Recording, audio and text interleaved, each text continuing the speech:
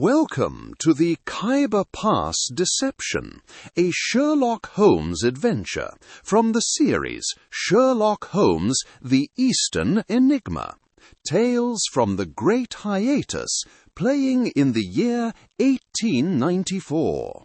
For years, the world believed my friend Sherlock Holmes perished at the Reichenbach Falls.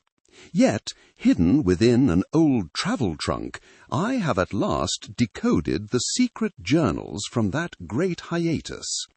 They chronicle his perilous journey through the enigmatic East between 1891 and 1894, a time when the master of Western logic was forced to confront the ancient mysteries and intrigues of the Orient. The first of these remarkable accounts takes us to the treacherous borderlands of Afghanistan, a tale of espionage and superstition which Holmes recorded as the Khyber Pass Deception. Chapter 1. The wind in the Khyber was a living thing, a restless spirit that scoured the rock faces and howled through the narrow defiles, a voice of pure desolation. It tore at my travelling cloak and threw grit into my eyes as our small party approached the British outpost at Ali Mazid. Before us, the Union Jack whipped itself into a frenzy atop a makeshift flagpole, a lonely splash of colour against the immense grey and brown canvas of the mountains. My companion, the Norwegian explorer known as Sigerson, seemed entirely impervious to the gale, his lean frame bent forward, his keen eyes scanning every ridge and shadow. It was, of course, my friend Mr. Sherlock Holmes, though none in this forsaken land knew him as such. "The air here is heavier than the wind, Sigerson Sahib. It carries the weight of bad news," Captain Karim Al-Jamil answered. His words proved prophetic. We were met not with the customary greetings of a frontier garrison, but with grim-faced sentries who led us past tethered camels and huddled knots of soldiers towards the command tent. The rhythmic snap of the canvas was the only sound for a moment, a frantic pulse in the oppressive silence of the camp. Inside, a man stood hunched over a map-strewn table, his uniform immaculate, but his face etched with a profound wariness. This was Colonel Geoffrey Atherton. "Mr. Sigerson, I received the wire about your geological survey. You've arrived at a damnable time. We've had a murder," replied Colonel Geoffrey Atherton. The word hung in the air, stark and ugly. Atherton straightened up, his knuckles white where they rested on the table. He was a man whose composure was stretched as taut as a drumskin. His voice was clipped, each word a carefully measured report. "Sir Willoughby Finch, a political envoy from Peshawar, found dead in the lower pass this morning. My men are spooked, whispering native superstitions about the Ghor-par, the ghost of the mountain. Utter nonsense, of course." He waved a dismissive hand, though his eyes darted towards the tent flap, as if he expected the spectre itself to appear. With a visible effort, he composed himself, his tone hardening. "It is far more likely the work of Gulab Khan, a local chieftain who has been a thorn in our side for months. He denies it, naturally. They all do. But a dead envoy demands a swift response. Justice must be seen to be done," responded Colonel Geoffrey Atherton. Holmes, who had remained silent until now, stepped forward into the lantern light. His expression was one of mild academic curiosity, a stark contrast to the Colonel's coiled tension. "A ghost who uses earthly methods, Colonel? "Tell me, what was the manner of Sir Willoughby's demise?" replied Sherlock Holmes, Sigerson. "He was shot. A single rifle bullet from the rocks. A classic Pashtun ambush. There is little more to tell," remarked Colonel Geoffrey Atherton. "An ambush of one, most inefficient. A true tribal attack would seek to overwhelm, to capture goods or hostages. A single fatal shot suggests something more personal, an execution, perhaps, or a message intended for a very specific audience." Sherlock Holmes, Sigerson, answered. A muscle twitched in Atherton's jaw. He stared at the strange Norwegian explorer for a long moment before his discipline reasserted itself. With a curt gesture towards the tense entrance, he dismissed us. As we stepped back out into the biting wind, which now seemed to carry the hushed, fearful whispers of the entire garrison, Holmes turned to me. "The Colonel seeks a culprit. I seek the truth. They are rarely the same thing.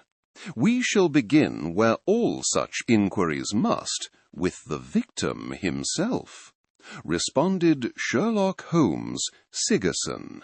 The wind was a living thing in that desolate stretch of the pass, a constant, keening lament that scoured the rock and rattled the nerves. It was here, in a narrow defile flanked by towering granite cliffs, that the envoy had met his end. The air was thin and bitingly cold, and the crunch of our boots upon the scree seemed an unwelcome intrusion into a profound and hostile silence. Colonel Atherton's talk of mountain spirits seemed a flimsy shield against the palpable menace of the place. "A ghost that requires a rifle, Captain, is a most corporeal phantom indeed," declared Sherlock Holmes. Sigerson, as I was constantly reminding myself to call him, spoke in that dry academic tone he reserved for dismissing absurdities. He stood near the dark, ugly stain upon the gravel that marked the spot, his tall frame silhouetted against the grey sky. A young corporal, his face chapped raw by the wind, shifted his weight from one foot to the other. "Begging your pardon, sir, but the men say it's the Ghor-par. No man could make that shot from the ridges in this gale. The wind takes the bullet and guides it. It's an evil place," said British soldier. Sigerson paid the man no mind. He was already on his hands and knees, his hawk-like eyes scanning every inch of the ground. His long, thin fingers brushed aside pebbles, tracing patterns in the dust that were invisible to the rest of us. Captain Al-Jamil stood beside me, his arms crossed, his expression unreadable as he watched the peculiar Norwegian explorer at his work. "His methods are unorthodox," Captain Karim Al-Jamil said. "Thorough, Captain. You will find there is little that escapes his notice," Dr. John Watson replied. After a time, Sigerson rose, dusting the grit from his trousers. A sharp gust of wind tore through the defile, forcing us to turn our faces away. When it passed, he was looking not at the ground, but up at the jagged line of the cliffs above. "The official theory posits a sniper concealed amongst those rocks. An excellent vantage point, to be sure. But the evidence, as is so often the case, refuses to cooperate with theory. Let us see the victim's coat," Sherlock Holmes pointed out. We turned our backs on the desolate scene. The short walk to the main encampment was a battle against the gale. Our heads bowed against the stinging grit. Ducking through the flap of a nearby barracks tent felt like entering another world. The roar of the wind was instantly muffled to a rhythmic flapping, and the air within, though still cold, was blessedly still. Upon a rough-hewn table lay the envoy's tweed greatcoat, a fine garment now rendered useless by a single grim perforation over the left breast. Sigerson leaned over it, producing a magnifying lens from his pocket. The silence in the tent was broken only by the distant call of a sentry and the ceaseless complaint of the wind against the canvas. He beckoned us closer. "Captain, your eyes are sharp. Tell me what you observe here," remarked Sherlock Holmes. Al-Jamil peered at the hole, his brow furrowed in concentration.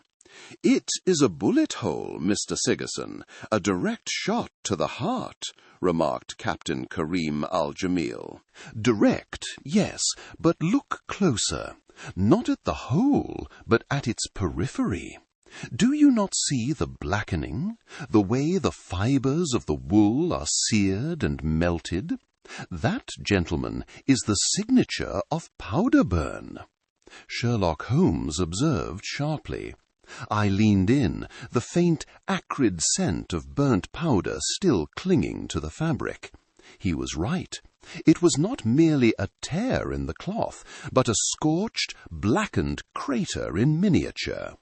His voice, low and sharp, delivered each word with irrefutable logic. "A shot from a rifle, fired from those ridges 50 or 100 yards distant, would leave no such mark. The powder would have entirely dispersed. This wound, however, was inflicted from a distance of no more than 3 feet," Sherlock Holmes observed sharply. The implication of his words hung in the cold air, more chilling than the mountain gale outside. A ghost that used a pistol at close quarters was no ghost at all, but a common murderer. Sigerson straightened up, his face set like granite, as he fixed his gaze upon Captain Al-Jamil. The coat tells a partial story. The man himself will tell the rest. I must conduct a full examination of the body, at once. The wind, a mournful presence in this desolate pass, lashed against the canvas of the medical tent. The single oil lantern swayed, casting monstrous, dancing shadows upon the walls.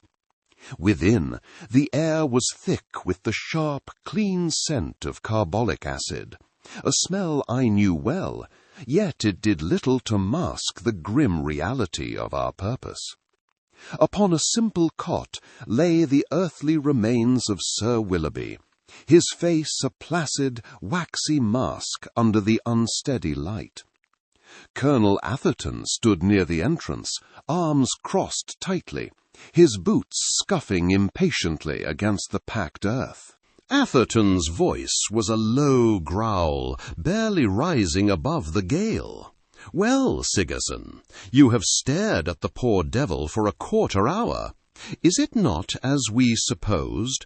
A Pashtun Jezile from the rocks, a clean kill, and a damned messy political situation for me to resolve," answered Colonel Geoffrey Atherton. My friend, fully immersed in his Sigerson persona, did not look up. He remained hunched over the body, a powerful lens pressed to his eye, his attention utterly consumed by the wound that had so perplexed him at the scene.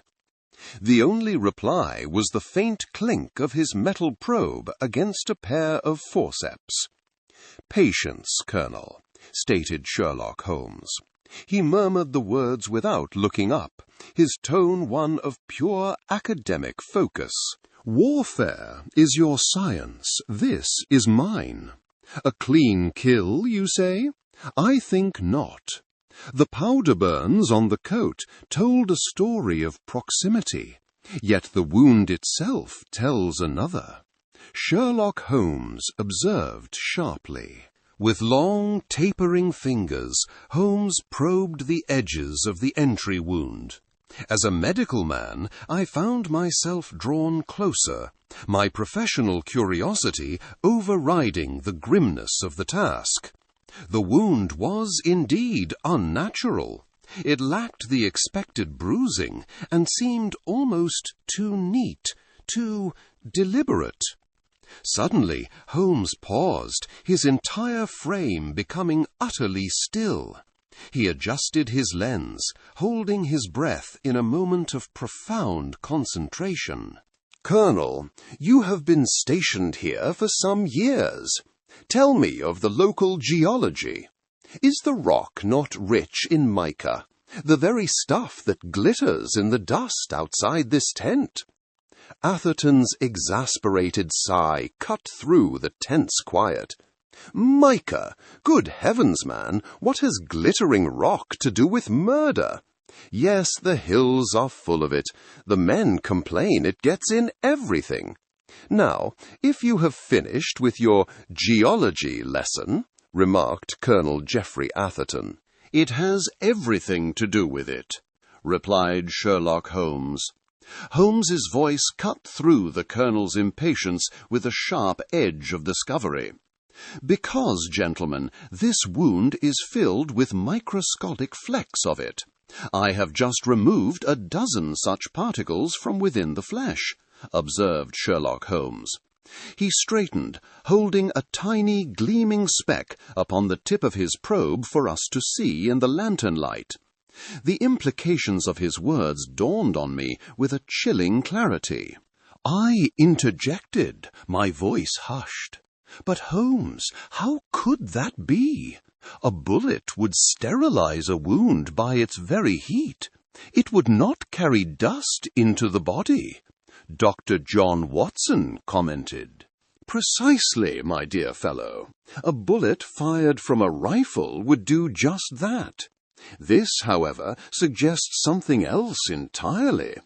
It suggests the shot was not fired from a distance, or, more sinister still, that this glittering dust was packed into the wound after it was inflicted. A deliberate and calculated act of deception," explained Sherlock Holmes. Colonel Atherton stared, the lamplight revealing the sudden pallor of his face. The simple notion of a trivial ambush, the very foundation of his intended reprisal, was utterly demolished. He took a half-step forward, his fists clenched at his sides. He spoke through gritted teeth, his earlier frustration curdling into a cold fury. "Deception? You are suggesting this was done to frame someone. This is absurd theorizing. I need a culprit, Sigerson, not a riddle, and I shall find one. You can be assured of that," Colonel Geoffrey Atherton said. Without another word, he spun on his heel and strode from the tent. The canvas flap slammed shut behind him with a crack that startled me. A gust of wind swelled in, carrying the very dust he had so readily dismissed. Holmes watched the entrance for a long moment before turning back to me, his keen grey eyes alight with a dangerous fire. "He will find a culprit, Watson, because he desperately needs one, and a desperate man is the most predictable of creatures. The game, I fear, has just become infinitely more complex," explained Sherlock Holmes. The interior of Colonel Atherton's command tent was an oven, trapping the fierce afternoon heat within its canvas walls. The air was thick with the scent of dust, oiled leather, and the faint, acrid smell of cartographer's ink from the maps pinned across a large campaign table. Outside, the rhythmic crunch of a sentry's boots on the dry earth provided a monotonous counterpoint to the tense silence within. "Mr. Sigerson, I believe we may now put this unfortunate matter to rest. We have a witness," remarked Colonel Geoffrey Atherton. Atherton's voice was clipped and brittle, the sound of a man forcing conviction. At his gesture, a young private was ushered in, a pale lad whose tunic seemed a size too large for his frame. He kept his eyes fixed upon the worn Persian rug, refusing to meet our gaze. "Tell Mr. Sigerson what you saw, Private." The boy swallowed hard, the sound unnaturally loud in the still tent. "I was on watch, sir, on the North Ridge. I saw him, Gulab Khan. He was with 2 of his men. He raised his arm, a signal it was, and then came the shot from below," replied Private. His recitation was flat, each word delivered as if by rote. My companion, whom I knew only as Sigerson, leaned forward slightly, his hawk-like features sharpened by the tent's dim, shifting light, his gaze like a physical weight upon the boy. "A keen eye, Private. Tell me, how did the sun fall upon the chieftain's face? Was it from your left or your right?" remarked Sherlock Holmes. Sigerson. A flicker of panic crossed the private's face. He stammered, his eyes darting towards the colonel for an instant. It was bright, sir, very bright. I could not say for certain," answered Private.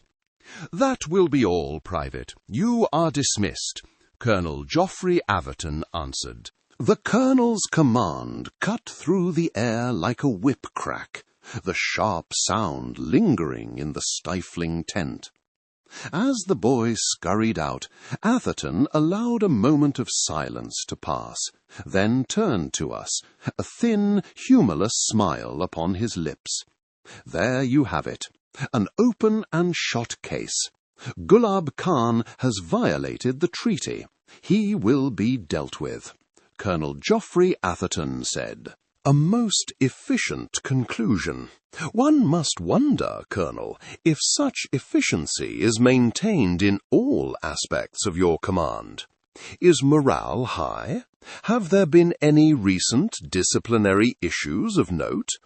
answered Sherlock Holmes, Sigerson. Atherton's jaw tightened, a muscle twitching near his temple. He clearly viewed the inquiry as an impertinence. "My garrison is a model of British discipline. We have the usual trifles, of course. A troublesome scout, Sergeant Evans, was recently demoted for his unorthodox native techniques. A minor internal matter of no consequence to this outrage," answered Colonel Geoffrey Atherton. "Of course. Nevertheless, Captain Al-Jamil and I shall proceed to Gulab Khan's territory. It is always wise to hear the condemned man's account, if only for the sake of appearances." Sherlock Holmes, Sigerson, said. An hour later, we were clear of the garrison, the oppressive order of the camp replaced by the vast, untamed vista of the Khyber. The wind had begun to rise, whistling a low, mournful tune through the jagged rock formations that flanked our path. Captain Al-Jamil had been silent since we left the colonel's tent. "Atherton overplays his hand, Captain. A man coerced tells a story. A man speaking the truth relives an event. Our young private did the former." Sherlock Holmes, Sigerson, answered. "He was afraid," Captain Karim Al-Jamil said. Al-Jamil's voice was low and heavy with some unspoken burden. Afraid of his colonel, not of his memory. That, combined with the mica flecks in the wound, confirms the entire affair is a fabrication. And this Sergeant Evans, a name tossed out like a bone to distract a hungry dog from the true scent. It is a most curious business. Sherlock Holmes, Sigerson, answered. Captain Al-Jamil did not reply. He merely shifted the rifle on his shoulder and stared towards the distant, formidable peaks where Gulab Khan made his home. An expression of profound disquiet was etched upon his face, a conflict that seemed as ancient and unforgiving as the landscape around us. I knew then that our journey into the heart of this deception had only just begun. We left the confines of the British garrison behind us, and with them the rigid certainty of Colonel Atherton. Our path now was a mere ribbon of grit and stone, winding its way through the formidable jaws of the mountains. A persistent wind, cold and sharp, whistled through the crags, a mournful sound that seemed to carry with it the weight of ages. For the better part of an hour, the only sounds were the rhythmic crunch of our boots upon the loose scree and the occasional clink of my companion's rifle against his canteen. Captain Al-Jamil, who had until now been a font of local lore and cautious advice, had fallen into a deep and brooding silence.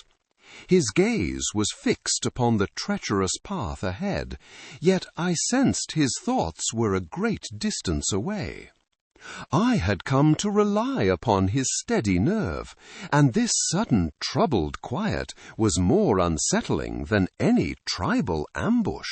It was my friend Sigerson, or Holmes, as I must ever think of him, who finally broke the spell.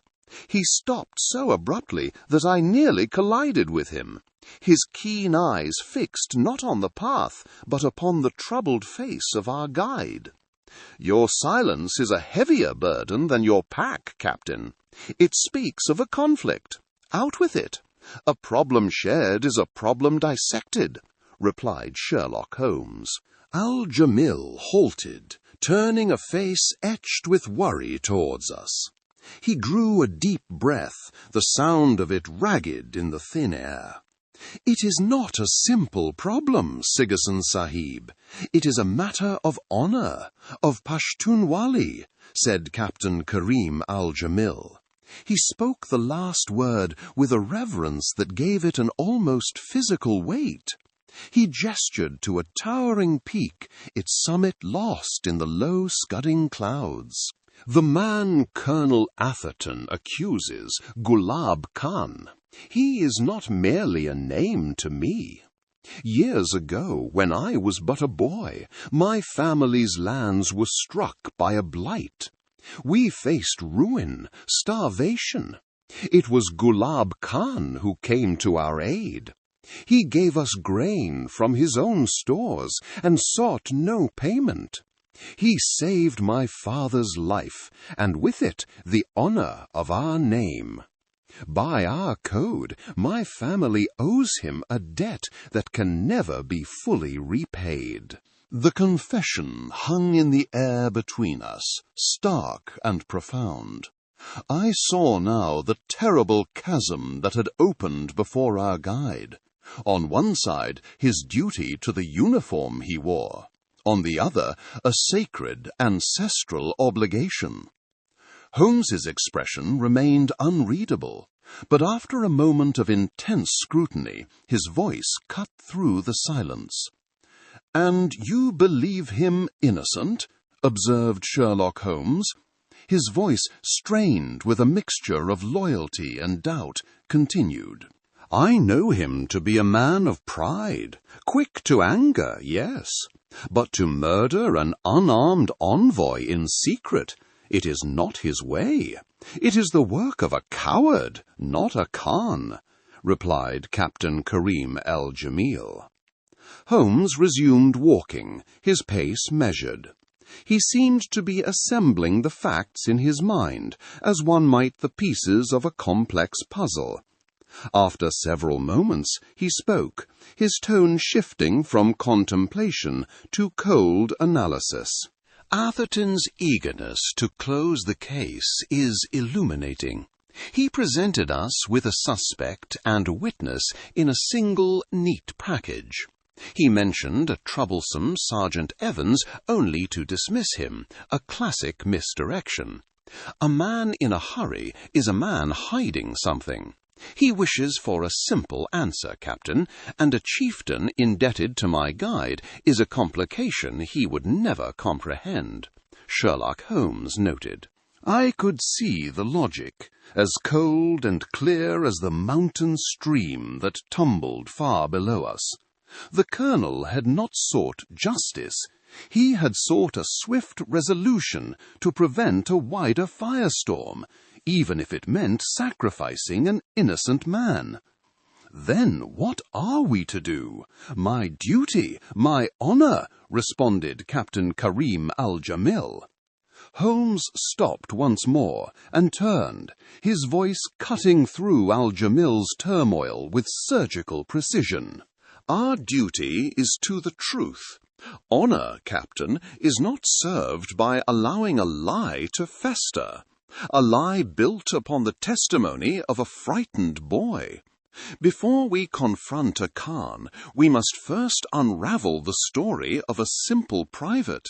We return to the garrison at once, Sherlock Holmes pointed out. With that, he turned on his heel, his long coat swirling in the wind. His footsteps on the gravel path were suddenly imbued with a new and relentless purpose, leaving Captain Al-Jamil standing alone for a moment, a man caught between two worlds, with the fate of the frontier resting upon his choice. Captain Al-Jamil secured us a quiet corner of the garrison, a disused quartermaster's store redolent of canvas and carbolic soap. The wind, a constant presence in this high pass, whistled a mournful tune through a crack in the window frame, stirring dust motes in the single shaft of afternoon light. Al-Jamil stood with his back to us, a rigid silhouette against the grimy pane, the tension in his shoulders palpable since his confession. The trust between my friend and his guide felt as fragile as ancient parchment. The door creaked open, and the witness was ushered in. He was a boy, truly, no more than 19, with pale down on his cheeks and eyes that darted about the room as if seeking an escape route. This was Private Hemmings, Colonel Atherton's sole witness, who claimed to have seen Gulab Khan near the envoy's tent on the night of the murder. Now, Private, there is no need for alarm. We are merely here to clarify a few small points in your account. Pray, be seated, declared Sherlock Holmes. Holmes's voice was unusually gentle, almost paternal, and the young soldier perched nervously on the edge of a crate.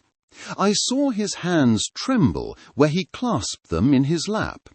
He cleared his throat, the sound unnaturally loud in the silence.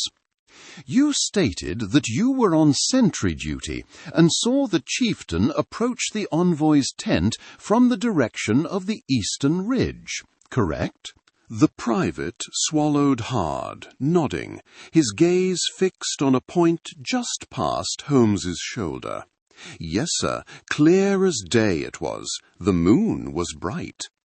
Holmes leaned forward slightly, his expression one of mild curiosity. The trap was set. Ah, the moon, a helpful detail. And in which part of the sky did this bright moon hang? Sherlock Holmes said. A flicker of panic crossed the boy's face. High, sir, it was high up, nearly overhead. His reply was a fraction too quick. Holmes's tone hardened, losing its gentle edge, and taking on the sharp, metallic quality I knew so well, the sound of a steel door slamming shut. That is a remarkable feat of observation, Private Hemmings, for you have managed to witness a moon that did not exist.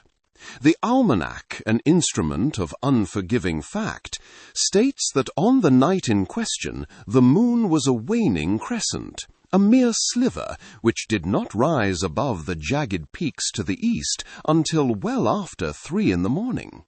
At the time of the murder, the sky was as black as pitch, observed Sherlock Holmes. The boy's face went entirely pale. He opened his mouth, but no sound emerged. At the window, Captain Al-Jamil turned slowly, his dark eyes fixed upon the crumbling witness. "Furthermore, the dust on your boots is a fine reddish clay. The soil by your sentry post is grey shale. This red clay is found only in one place within this garrison, behind the sergeant's barracks. It is where you were, is it not, receiving your instructions? Tell me his name, boy, and I may yet persuade the colonel that you are a victim of coercion rather than a conspirator to perjury," Sherlock Holmes noted. A dry sob escaped the private. His composure shattered completely, the rehearsed story falling away to reveal the terrified youth beneath. His voice a choked whisper. "Sergeant Evans, he said it was for the good of the regiment. He said Gulab Khan was a menace and that my testimony would prevent a war. He said things would go badly for me if I refused," the young private answered. Holmes rose and placed a hand on the boy's shoulder, not unkindly. He then looked past him to Captain Al-Jamil, whose expression transformed from one of grim duty to fierce, burning hope. The first thread is pulled. The entire tapestry of their deception will now unravel. They have fabricated a witness because they have no true evidence, deduced Sherlock Holmes. He paced the small room, the rhythmic tap of his boots on the floorboards, the only sound besides the ceaseless wind. A grim certainty settled on his features. And when a lie is not enough, men like this turn to forging truths. Mark my words, gentlemen, their next move will be to produce something tangible, something a man can hold. They will discover the weapon. The revelation of the private's coerced testimony had settled upon our camp like a shroud. We had proof of a conspiracy, but it was a phantom without a face. Into this grim silence, Captain Al-Jamil returned from the British garrison. His stride was hurried, and the crunch of his boots on the loose scree sounded an urgent alarm in the thin mountain air. His voice was tight, strained with a conflict I was beginning to understand all too well. "Sigerson, they have found it. A Martini Henry rifle lying in the open not a half-mile from Gulab Khan's western watch-post," responded Captain Karim Al-Jamil. Holmes, who had been examining a curious patch of lichen on a nearby boulder, rose to his full height without a word, his gaze fixed on the captain. The wind whipped at his travelling cloak, but he seemed as unmovable as the peaks around us. "Found, you say, or placed? There is a world of difference, Captain. Let us not waste a moment. You must take me there at once," Sherlock Holmes noted. Without another word, the captain led the way. We followed him from the relative shelter of our camp back into the wind-scoured landscape, our progress swift and grim. Without a moment's delay, our journey to the site was a tense and silent affair. The only sounds were the shifting of stones underfoot and the low moan of the wind funneling through the high passes. We soon arrived at a desolate ledge overlooking a steep ravine where 2 sentries stood guard. And there, lying upon a flat, grey slab of rock as if presented for inspection, was the rifle. It was a standard-issue Martini Henry. its wooden stock dark against the pale stone. Even from a distance, the sight struck me as incongruous. The weapon seemed too clean, too whole, to have been discarded in haste by a fleeing murderer. Holmes, I noted, appeared to share my sentiment, for he approached the exhibit with the cautious curiosity of a naturalist observing a rare specimen. He did not touch it. Instead, he circled the rock, his eyes sweeping over every detail of the weapon and the ground surrounding it.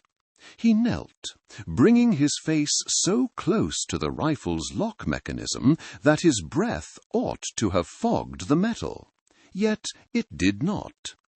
After a long moment, he stood and turned to Al-Jamil, a look of profound certainty in his sharp features. "This is not merely a contrivance," he began, his voice cutting cleanly through the wind. "It is an exceedingly clumsy one. It is an insult to the intelligence of any man who bothers to truly look," declared Sherlock Holmes. The captain's tone was heavy with a desperate hope. "What do you see, Sigerson?" remarked Captain Karim Al-Jamil. "I see what is not there. There is no rust in the screw heads despite the damp air of the preceding nights. There is no trace of grit or dust in the trigger guard. Observe the stock, Captain. Not a splinter, not a single scratch that would suggest it was dropped in a flight across these unforgiving stones. This weapon has been wiped clean and carried with care to this very spot," Sherlock Holmes pointed out. He gestured to the ground around the rock slab.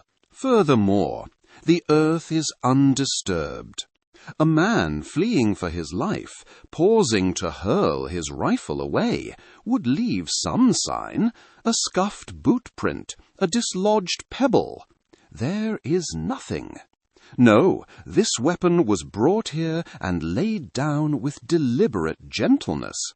It is a prop, my dear Captain, a piece of stagecraft in this grim theatre.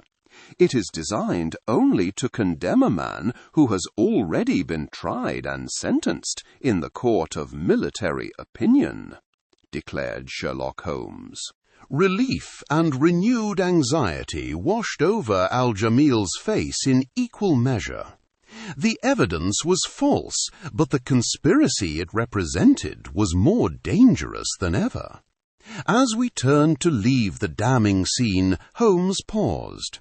He stooped and pinched a small amount of the reddish glittering soil between his fingers, studying it intently in the palm of his glove. He spoke, almost to himself, his mind already racing far ahead of the planted rifle. "The weapon is a lie, but the weapon, the envoy's death, that was real. A shot fired in these canyons ought to echo for miles, unless it did not, unless the sound and the flash were somehow suppressed." He looked at Al-Jamil, his eyes alight with a new and startling hypothesis. "Tell me, Captain, what do you know of the unique properties of the soil in this region?" The discovery of the planted rifle had cast a pall over the garrison, but it seemed only to invigorate my friend.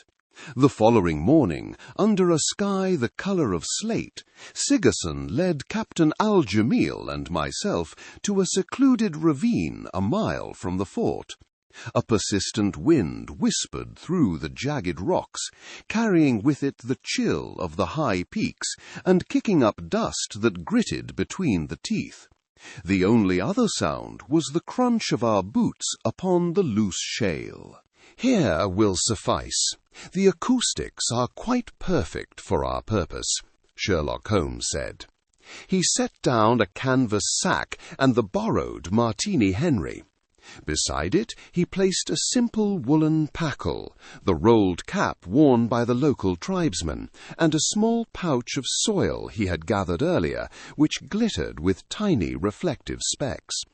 "Holmes, what is the meaning of this peculiar assembly? An experiment, I presume," remarked Dr. John Watson. "Indeed, Watson. We are faced with a series of contradictions. A man is shot at dusk, yet no sentry reports the flash of a rifle. The powder burns on the envoy's coat are unusually diffuse, and the fabric is impregnated with fine particles of mica. The planted rifle was a clumsy attempt to point a finger, but the murder itself was a work of profound and malicious ingenuity," Sherlock Holmes noted. He gestured to Captain Al-Jamil, who watched with a grim and steady gaze. My friend adopted the crisp, emotionless tone of a lecturer addressing his students. "Captain, if you would be so good, fill the cap with this soil, packing it tightly against the crown," remarked Sherlock Holmes. The captain complied without a word, his hands working deftly. Holmes then took the rifle, checked the chamber, and pressed the muzzle deep into the soil-packed wool of the cap, aiming it toward our canvas target some 20 paces distant. The Ghor-par, the ghost of the mountain, is said to kill without sound or fire. A fanciful notion, but what if the killer merely borrowed the spirit's methods? Observe closely, both of you. He squeezed the trigger.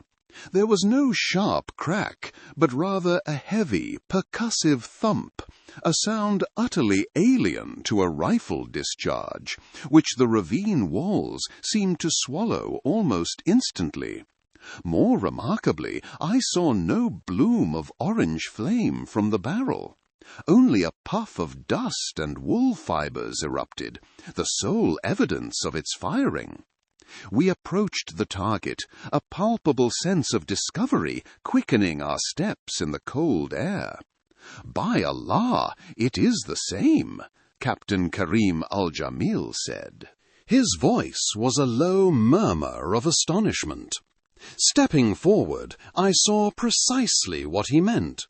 The bullet hole in the canvas bore a wide greyish smudge, a perfect facsimile of the powder burns on the dead envoy's tunic. Scattered across the mark, glittering like tiny diamonds in the flat light, were the unmistakable particles of mica-laden soil. A silencer and a flash suppressor, fashioned from the most common of materials. It explains everything. The killer pressed this very apparatus against his victim's chest and fired. The evidence, the soil and wool, would have been discarded in an instant, leaving behind a mystery attributed to spirits, deduced Sherlock Holmes. He straightened up, his eyes no longer on the evidence before us, but on some distant point only he could see. A new, harder edge entered his voice as the pieces of the puzzle rearranged themselves in his mind. This was not the act of a simple tribesman, Watson, nor was it the work of an ordinary soldier. This is the handiwork of a man who possesses the field knowledge of a Pashtun scout and the cold, logistical mind of a British officer. A man who moves between two worlds and is a master of both, replied Sherlock Holmes. The scent of burnt wool and gunpowder clung to us as we returned to the heart of the garrison. Holmes' successful experiment had left him in a state of quiet, unnerving intensity. The setting sun cast long shadows from the canvas tents, and a distant, mournful bugle call echoed across the stony ground, marking the end of our theorizing and the start of a grim hunt. We found Colonel Atherton in his command tent, a pool of yellow lamplight illuminating a map strewn with markers. The air within was thick with the scent of oil and cheroot smoke. He looked up as we entered, the flap of the tent falling shut behind us with a heavy thud. His face was a mask of fatigue and impatience. His voice was a low growl, strained from sleeplessness. "Well, Sigerson, have you been playing with mud pies, or have you something of substance to report? I am on the verge of moving against Gulab Khan's tribe, with or without your conclusive proof," said Colonel Geoffrey Atherton. Holmes paid the man's aggressive tone no mind, stepping closer to the desk, his lean frame casting a long shadow over the map of the Khyber. His reply was cool and precise, cutting through the tension like a surgeon's scalpel. "Our experiment was a complete success, Colonel. It has not given us the killer's name, but something infinitely more valuable. It has given us his portrait," observed Sherlock Holmes. Atherton leaned back in his campaign chair, the leather groaning in protest, and took a long draw from his cheroot, its tip glowing like a hot coal in the dim light. "A portrait? Do not waste my time with riddles. Speak plainly," Colonel Geoffrey Atherton answered. "Very well. The weapon that killed the envoy was a standard-issue Martini Henry rifle, a fact established by the rifling on the bullet. That is a British fact.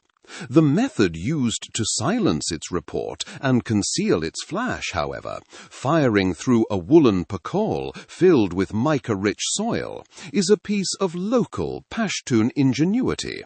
That is an Afghan fact," deduced Sherlock Holmes. Holmes paused, letting the weight of his words settle in the sudden quiet of the tent.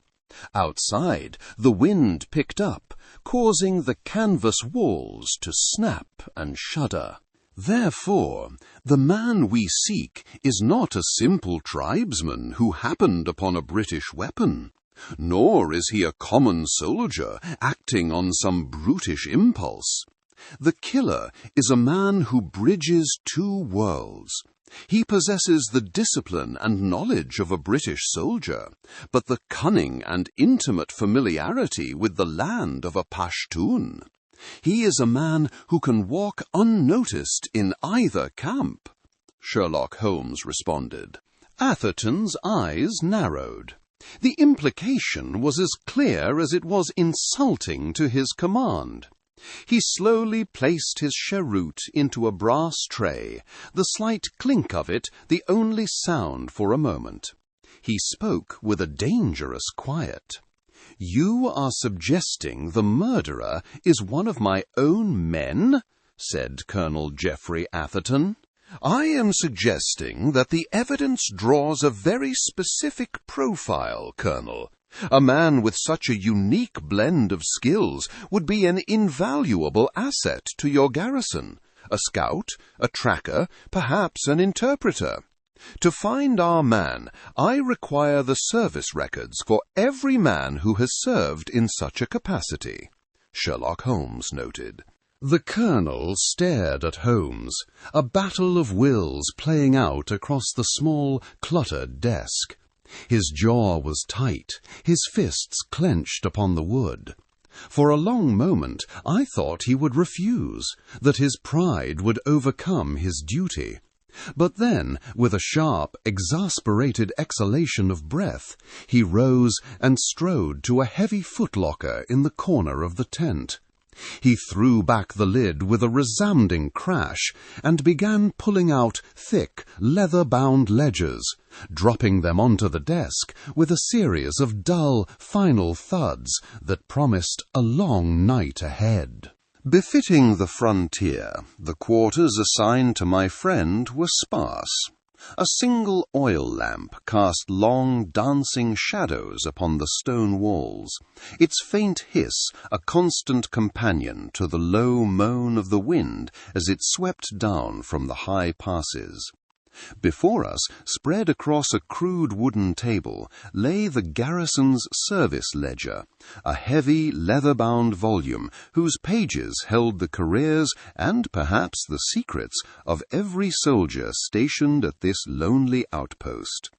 Holmes, known here only as Sigerson, sat hunched over it, his long fingers tracing the lines of ink with an unnerving intensity. Captain Al-Jamil stood near the door, a silent, statuesque figure whose stillness seemed a rebuke to the restless wind outside. He looked up, his keen grey eyes now alight with the fire of the chase. The profile of our phantom captain is not so spectral when one applies logic. We seek a man who is two things at once, Sherlock Holmes noted. He tapped a finger on the open page, the sound a sharp report in the quiet room. He must possess the discipline and access of a British soldier, yet move with the instinct and knowledge of a Pashtun tracker. He must know the garrison's routines, as well as he knows the goat paths of these hills. He must wield a service rifle, but leave behind a trail that speaks of local superstition. A paradox, is it not? Al-Jamil's voice was low and resonant, carrying the full weight of his thoughts. Such a man would be a formidable enemy, or a peerless scout, remarked Captain Karim Al-Jamil. Precisely, and it is as a scout we shall find him. Let us begin. He ran his finger down a list of names. Corporal Hayes. His record cites excellent marksmanship and familiarity with local terrain. What say you, Captain? Deduced Sherlock Holmes. Al-Jamil considered this for a moment, his gaze distant. Corporal Hayes follows a map, Sigerson Sahib. He knows the paths the English have made. He does not know the whispers of the stones, nor the way a disturbed pebble speaks of a man's passing. His knowledge is from a book. The killer's was from the mountain itself. Captain Karim Al-Jamil said. With a nod of grim satisfaction, Holmes turned a page, the paper rustling dryly in the quiet. Excellent. We eliminate him. And this man, Private MacLeod, fluent in several local dialects, it says, an invaluable skill.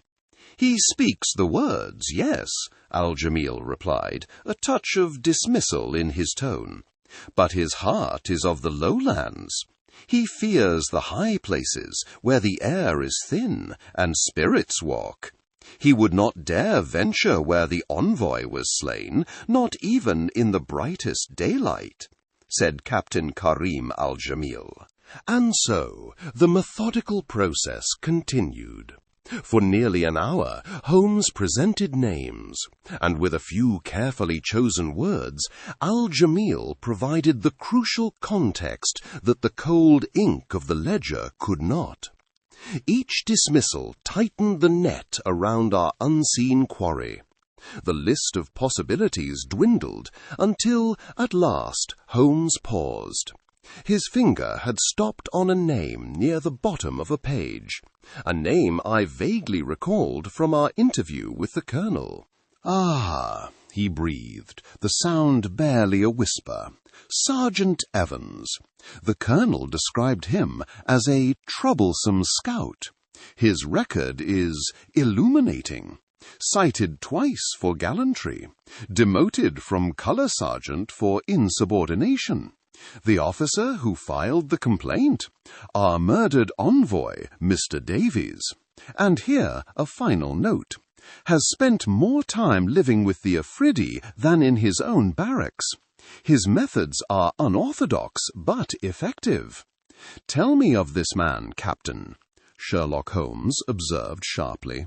A flicker of recognition crossed Al-Jamil's face, not a look of friendship, but of profound respect. Evans, he said slowly, his voice dropping. I know of him. He is a man of the borderlands, belonging neither to your people nor to mine. The Pashtun trackers say he can read a trail on solid rock, and that he learned the ways of the ghost wind from an old mystic. He is a man who carries a deep anger within him, an anger born of disrespect, Captain Karim Al-Jamil replied. Lifting his gaze from the ledger, Holmes's eyes burned with a cold, clear light. Every piece had fallen into place. The skill, the motive, the unique blend of two worlds, it all pointed to one man. A motive of personal vengeance, disguised as a tribal superstition to ignite a war. It is the work of a bitter, brilliant man who feels betrayed by the very empire he serves. Sergeant Evans is our Ghor-par, deduced Sherlock Holmes. He closed the heavy ledger. The sharp slam of the cover echoed in the sudden, profound silence of the room, a sound as final as a judge's gavel. We had a name. Now we had to face the man who had tried so hard to conceal it. The wind that swept down from the high passes was a blade of sheer ice.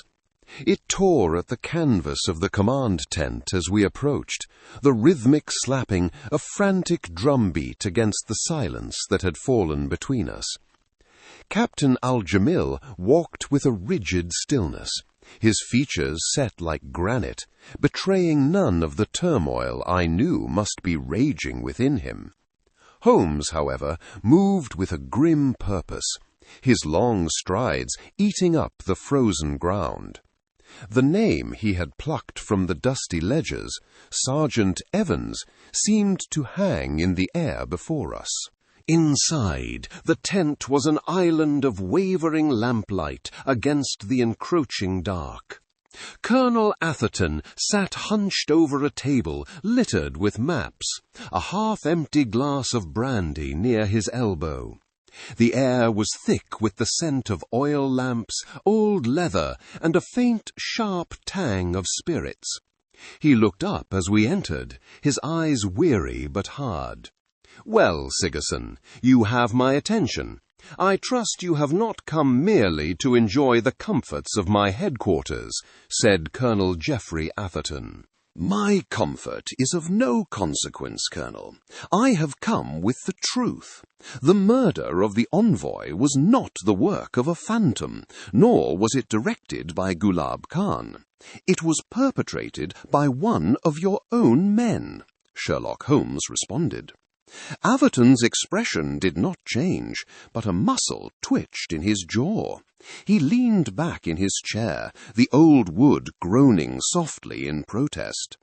"A bold accusation. Name him," said Colonel Geoffrey Atherton. "Sergeant Evans," observed Sherlock Holmes. The name fell into the quiet tent with the weight of a stone. Atherton picked up his glass, studying the amber liquid within as if it held some profound answer. The only sound was the sharp, percussive snap of the canvas wall, a restless spirit seeking entry. "Evans, the troublesome scout. I recall you asked after him. On what grounds do you make such a claim?" Colonel Geoffrey Atherton replied. Holmes stepped forward, his tall shadow dancing erratically on the canvas wall behind him in the flickering lamplight. His voice was devoid of passion, a precise instrument of logic. "The grounds are etched into the very soil of that pass. The boot print found near the body was not from a Pashtun sandal, but from a standard-issue military boot with a unique wear pattern on the left heel, consistent with a man who favors his right leg, as Evans does after a past injury. The fibers I recovered from a thorn bush were not wool from a tribesman's clothing, but coarse serge from a British tunic. Most damning of all, Colonel, is the knot used to tether the horse.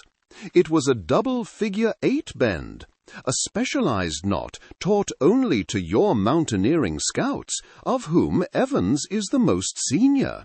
Sherlock Holmes noted. A heavy silence descended.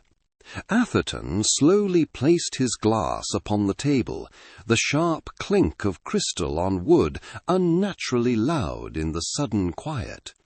He did not seem surprised, merely burdened. He looked from Holmes to Captain Al-Jamil and then to me. Let us assume, for the sake of argument, that you are correct. Your reasoning is, as I have come to expect, impeccable. It changes nothing, responded Colonel Geoffrey Atherton. Nothing, sir, but Gulab Khan is innocent, asked Dr. John Watson. Atherton turned his gaze upon me, and it was filled with a profound, weary pity that I found more chilling than any anger. Doctor, this is not a London courtroom. This is the Khyber.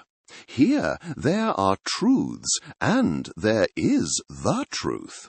The tribes believe Gulab Khan is guilty. They are ready for a swift, contained justice. If I announce that a British sergeant is a traitor, likely in the pay of the Russians, this entire frontier will erupt in a holy war that will cost thousands of lives. I will not trade the stability of this region for the life of one man, innocent or not, remarked Colonel Geoffrey Atherton. The cold pragmatism of his words was breathtaking. He was proposing to knowingly sacrifice an innocent man on the altar of imperial policy. I felt a surge of indignation, but it was Holmes who spoke, his voice as cold and hard as the frozen earth outside.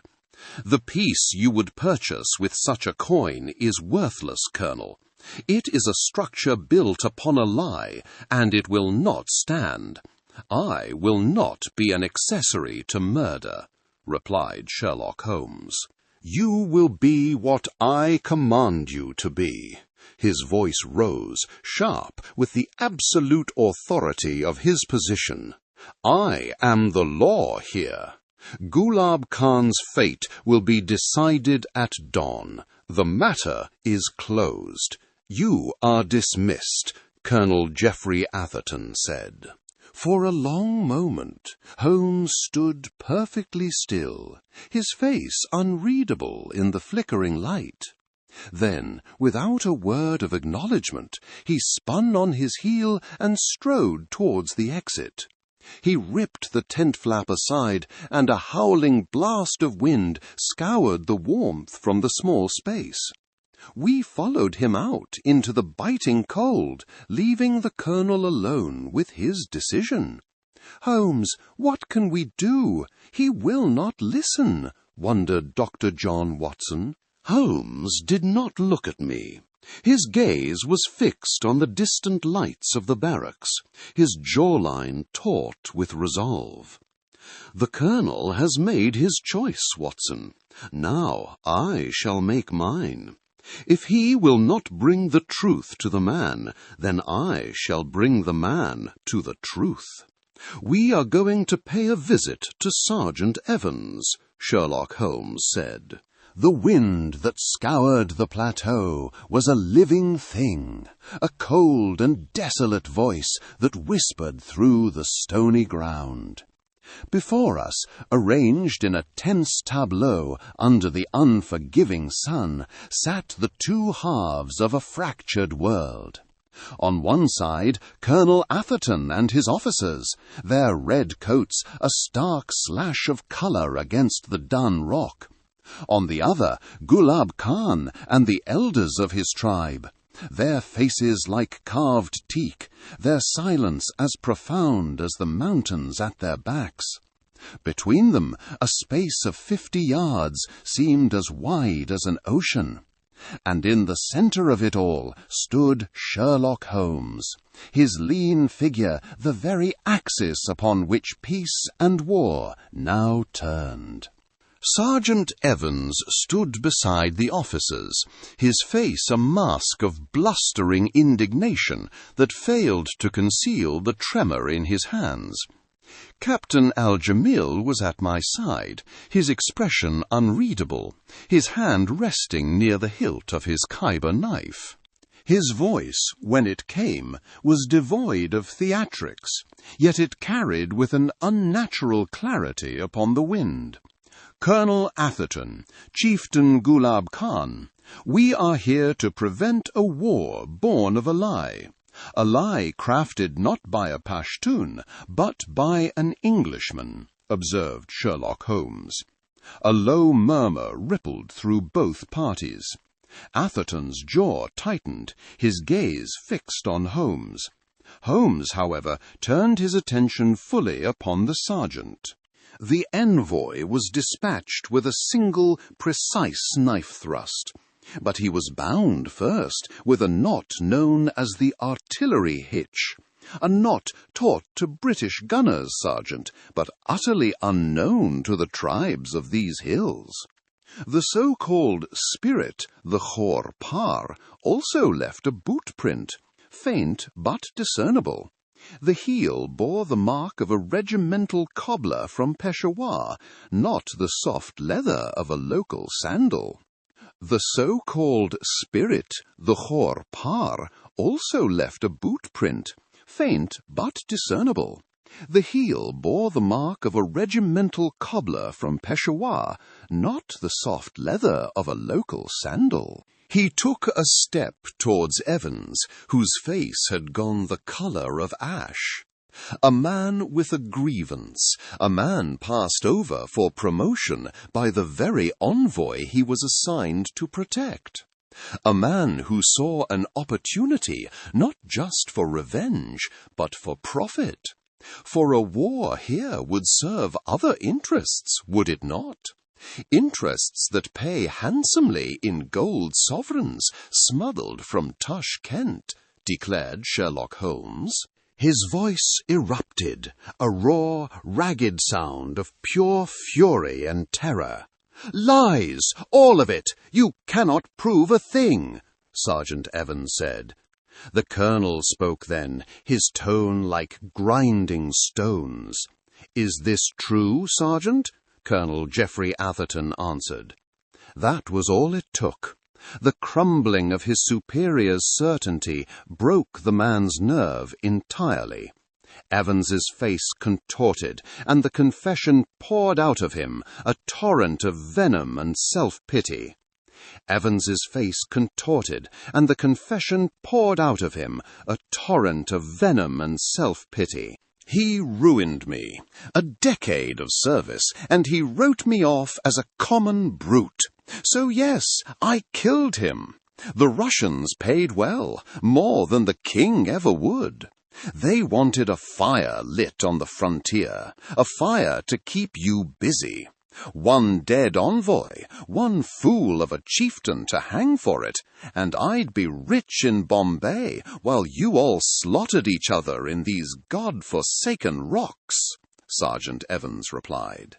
A dreadful silence fell, broken only by the ceaseless moan of the wind. Colonel Atherton looked as though he had been struck. He glanced at the proud, impassive face of Gulab Khan, and for the first time I saw a flicker of profound shame in the officer's eyes. The chieftain then rose. Gulab Khan spoke, and Captain Al-Jamil translated. "The Feringhi law demands a hanging. Our law demands a life for a life. But a war between our peoples is a death for all. Justice must be seen by both." As the chieftain continued, Al-Jamil relayed the proposal, simple and terrible in its frontier wisdom. Evans would not be hanged by the British, nor summarily executed by the Pashtuns. He was to be stripped of his weapons, his uniform, and given a single waterskin. He would be cast out into the pass to be judged by the mountains themselves. It was a sentence of certain death, but one which spilled no further blood between the two sides, and satisfied the honour of all. Atherton, his face pale and drawn, gave a single curt nod. "So be it," responded Colonel Geoffrey Atherton. We watched as the sentence was carried out. Then, as the disgraced sergeant stumbled away towards his lonely fate, Gulab Khan met my friend's eyes across the stony ground. He inclined his head, a gesture of profound respect. Holmes returned it. The great game had been played, and for one brief moment, on a wind-swept plateau in the Khyber Pass, reason had won. The fragile peace would hold.